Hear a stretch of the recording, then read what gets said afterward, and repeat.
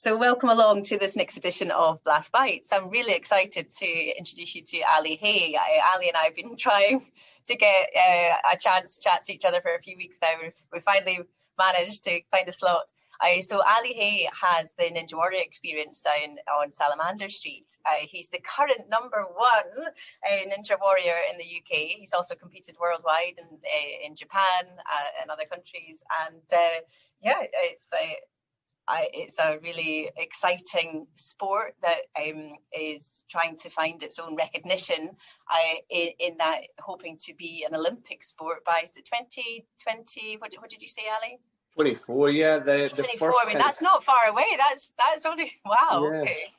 Yeah, it was originally 2028, but it's just been pulled forward because the momentum seems to be there. So if we get 24, then sweet. If not, 28. And you were saying that, sorry, we chatted a wee bit off air first, but you were saying that in America, ninja as a sport has been recognised for a lot longer, and therefore the population, the kids are not, they're at a much more advanced level already. Yeah. How's the UK, if it's going to be the Olympics, how are we going to get that gold medal? Yeah, I don't know. I feel if it's the 2024 Olympics, you're not going to have a massive time to raise up a development squad. We're currently going through that whole process of getting the people in position. So I'm the chair of the Ninja Sport UK Commission underneath the UK OSF Federation, which is the UK Obstacle Sports Federation. And then there's a big world federation that governs them all. So there's a lot of countries that are already recognised as sports. There's a lot of countries you don't actually need to go through very diligent a process to become a sport. So they're just already sports. And then you've got countries like yours, which are incredibly difficult to be recognised as a sport. You need to go and meet certain criteria. There's a 2-year period you have to meet before you're allowed to be recognised, which we're nearly through, actually. We put it, with OCR and Ninja combined, obstacle sports racing, we've actually managed to speed that all up. And it comes down to membership numbers, retention numbers, all that kind of stuff, which we've got great figures for. So we're not worried about it. But like you said, getting the medal ready, getting the medalists ready will be difficult. If it comes around for 2024, we'll do a selection process amongst the existing athletes. So, for example, even myself, we'd get, the old guys like me and see how we still do against a lot of the younger guys. Yeah. And we would just have to go through a selection process based on potentially points, experience, how to handle these bigger situations as well, because that's something that they're not going to have any experience with unless they've done things like myself and competed in large audiences. So, yes. I was excited. You mentioned that the similarity or the alignment with OCR. So for the people watching, so OCR is the obstacle course races, and so people might know them as Tough Mudder. Help me out here. Like Sparta race, like anything that involves you running through obstacles over distance, plus half a K really is classed as obstacle sport racing. Anything lower than that's normally classed as ninja, and the obstacles in ninja are normally a lot more back to back and more difficult, really. So there's a few differences in our sports. The great thing is there's a lot of correlation there, where our training and our programs that we're coming up with training link really well, and running is a major part of that.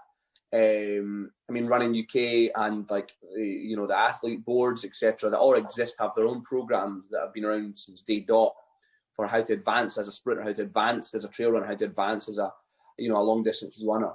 And another thing that's a part of this that you guys might be interested in is you've not just got OCR and Ninja Sport, you also have adventure racing, which is the third part of this. So adventure racing is your 24-hour enduro races. It's your trail running across desert land. It's where there's survival elements that come in. Yeah. So that is its own entity as well. It doesn't have as huge an audience, but they have joined us because there's a lot of obstacles to overcome. There's a lot of links with ours, and as a joint body, just like you would the athletics, for example. Shot put and javelin and all that are all together under that. It's the same for the UK OSF. So we'll potentially have a lot of your viewers, a lot of people that you guys that come at your races already have dabbled in this along the lines, Yeah. Oh, that's so interesting. And so have you? What about yourself? So obviously you're a ninja, and that's your thing. Is the obstacles indoors, I suppose. Have you done any of your Tough Mudders? Have you done any of the Sparta races? Yeah, I've done a bunch of them over the years, and my fitness is normally really based around my asthma. So I'm asthmatic and I'm chronic. So like my asthma is at a level where it can be really affected by environmental changes. So for example, hot to cold, things like that. But also it can come on 3/4 of the way through a 10-mile run. It could just come out of nowhere. Fitness negates that a lot. So if my lung capacity, which doesn't seem to drop too much, even when I haven't done much, but when it does drop even just 5-10%, I'll notice it. The frequency in which I need my inhaler, then frequency in which I feel like I'm getting, an attack coming on or whatever. So running to me is something that I often do to negate that and to make sure that I've got the longevity in my lungs for if it's like a full day competing, that I'm not stopping starting. Because once your lungs, if you're not asthmatic and you've never been around an asthmatic, what happens is when your lungs seize, basically they're filling with like a mucus that fills your lungs. So you're kind of drowning within your own lungs, really.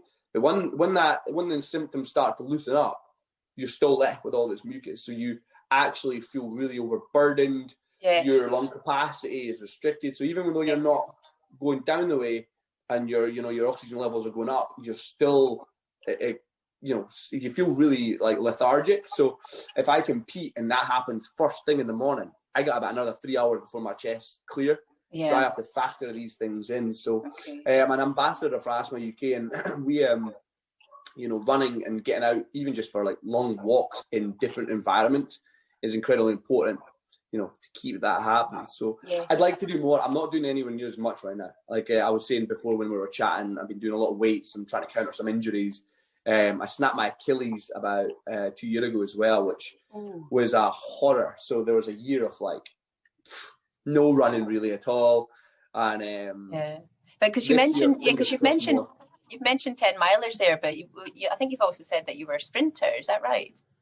Yeah, so sprinter is more my style. So before, I think actually part of the problem why I ruptured my Achilles was I was running. So I normally, when it's competitive season, I'll be training 6-7 days a week, and my rest is just in which parts of the body are actually resting, opposed to just a day of rest. Yes. And it was, I was doing sprints at least twice a week, and running probably around 3 times a week. And then with my ninja training, which has a lot of really fast, explosive movements on your Achilles. And I think what happens, I just basically partially ruptured it just through the ongoing, not recognising symptoms of tendinitis either, which I know probably a lot of your viewers have experienced over the years, tendinitis. Including me, It's a horror, but once you recognise it, you'll never not recognise it. Yes. And I had never experienced it, and I was like, what's going on here? I think I pulled my calf. And then it was like, boom, nope. That's my Achilles away. So were you in? Did you have to go into a moon boot and all of that? Oh God! So it was a 93% rupture. So it was like nigh on fully gone. It was at the muscular junction, which 1 in 10 doctors can pick correctly. They did a study on this, and what blows my mind is that Achilles and a lot of the tendons, especially in our ankles, really are not studied in great detail. When I was doing my recovery on it, my physio, etc., was almost like the stuff we're doing right now. Nobody's put this information on writing, and nobody's really tested it. It's all based on 60 to 70-year-olds. It's all based on that slow repair, not early aggravation, no early, steps to start building the tendon strong. So we kind of experimented with me because we had to do a conservative method. You just couldn't stitch it back together where it ruptured. Right. So I had to have the foot full flex and basically just try and let the tendons join. Yes. And then slowly stretch the tendon. Slowly. But you basically are regrowing a tendon. So you've kind of got like a baby tendon, whereas your tendons you have now have had to deal with what they've had to deal with growing up. And I said, well, surely this is a point in time where we can make it stronger then. If I had to develop as a kid, I wasn't doing as much mad and heavy things that I'm doing now. So surely this is a chance to make it stronger. So I'm not sure if that's the case, but it's much thicker. It's like twice as thick as my other side. Right. And it hasn't given me any problems since I've got stronger with it. I don't think the calf fully attached properly. There's parts of the calf that just haven't came back. And when you're doing your assault coursing indoors, are you barefoot? Or are you in trainers? Trainers. I mean, they're like the thinnest soles you'll imagine. So yeah, they are very thin. Is there now that the sport is growing, and especially in America, have they developed a ninja shoe? Yeah, they've developed a few types. I'm actually in talks with a company just now about trying to get more specific, because once this blows up Olympic wise, everybody's going to be playing catch up. So for anybody who's out there who is a contact in that respect, speak to me, because I'm not tied in with anybody, and I've got a lot of plans for that. A lot of ideas for that. Because so you're saying it needs to be thin, the shoe I'm talking about. So it needs to be thin sole, but really flexible. Flexy. But do you need a bit of bounce in it as well? Not so much. You just want it to cut the heel decent. You need coverage over the toe and over the sides of the toe with whatever grip you have on the bottom. It can't just be material and then it stops at the toe edge. Yes. Just because there's a lot of movements where your feet will be on their angles. So I suppose a little bit like climbing shoes? To an extent, it's like a different material, a lot more give in them, but that kind of minimalist style of shoe. Some of the OCR ones are kind of like it. And there is a few companies brought out really basic ninja shoes and things. Nothing in the UK. And we've got some good companies that produce shoes out here. You've got New Balance, you've got Innovate, you've got a lot of good shoes that are made out here. And if we get on that quick and we produce a decent enough squad, it suddenly becomes something way more marketable. And I find that the community who is in the OCR side have all come from running backgrounds. They've all been long distance. They've all enjoyed trail running, hill running. And then they've realised actually I like the obstacles, kind of keep it fresh. And then you get people like me who were naturally sprinters, have been drawn into the OCR because there's obstacles. And I need to improve my lung capacity. So I'm like, this is great for me to get involved with. So now, you must have been a hurdler at school, surely. Well, I'm not tall. I'm only like 5'9". So for me, I was not bad at hurdling because I played basketball, so I could jump. But the ninja side has come from absolutely just climbing everything as a kid, I'm sure. That's all it comes from. It's learning physics, early movement. I mean, I grew up in the country. There was like no clubs out here, There'd be a teacher come for 3 months who could do karate. We'd all learn karate and they'd vanish. It would be like, great. We got to like one belt up and and then Taekwondo, and it'd be, so you just do whatever came. And I think that helped and didn't help in some respects, you know what I mean? Yeah. And so yes, you had that background, so your sprinting background, you had a wee bit of martial art, 3 months here and there as a kid, everything. But what drew you to Ninja Warrior? Was it something you'd watched on TV and thought, I want to do that? Or were you already doing that kind of thing? Or what took you down that path? To be honest, I've got one of those kind of tunnel vision attentions where if I know there's something worth going into, I'll really focus and I'll go into it. And I hadn't found, I'd been skateboarding for years and snowboarding for years. And I was at a point with my snowboarding where I was starting to dabble in local comps up in the Highlands and things. And I had an events company, I've still got it in theory with COVID, an events company. And we would mainly travel from like May to September, October. So a lot of the winter I would just live abroad or wherever I would go and travel before I had the kids. So that was great for the snowboarding side. And then the kids came along and there was no real winter travel. And I bought another events company and it opened my calendar up to pretty much all year. So suddenly my tunnel vision on the snowboarding and skating side of things kind of went away. And then I'd been doing a lot of just general powerlifting and lifting. And the guy in the gym was like, they're looking for people in Ninja Warrior UK from Scotland. I've not got many Scots on there.